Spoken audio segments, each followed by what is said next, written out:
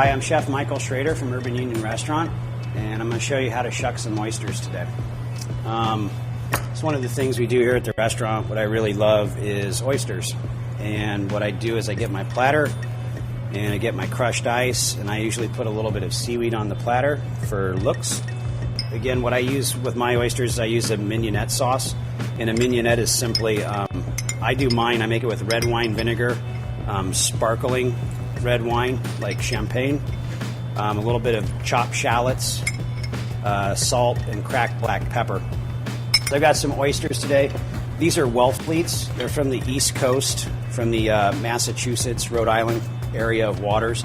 The way I like to shuck my oysters, first of all, is the knife. You need to get the right tool to do the job. And this is my favorite oyster shucker right here. It's made by Russell. And I like it because you got a good feel in your hand as far as the knob goes, and you got this long blade, and it's a little bit flexible, but what it does is it gives you leverage.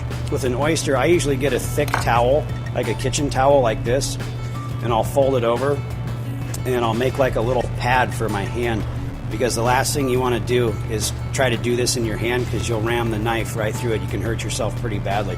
So what you want to do is get your hand away from that oyster if you can, and you want to put the knife into the hinge of the oyster. This is the hinge back here, that's the front. And what you do is you kind of just jiggle it in, and it'll pop right open. Okay? Take off your shell. You can see the liquor in the oyster. That's what you want. Nice juicy oyster, nice and fresh, full of seawater.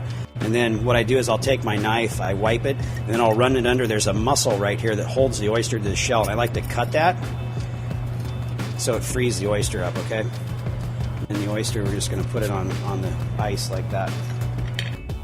When you're shucking an oyster, you want to have a good knife, and you want to have a nice thick towel so you don't hurt your hand. Those are the only two things you really need. And then the last thing I'm going to do is I'm going to cut some lemons for my oysters.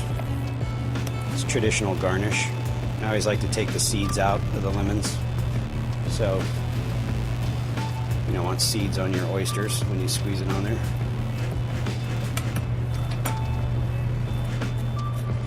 You can also serve this. A lot of people like Tabasco. I like Tabasco on my oysters sometimes, and it's nice. But that's it. Pretty simple.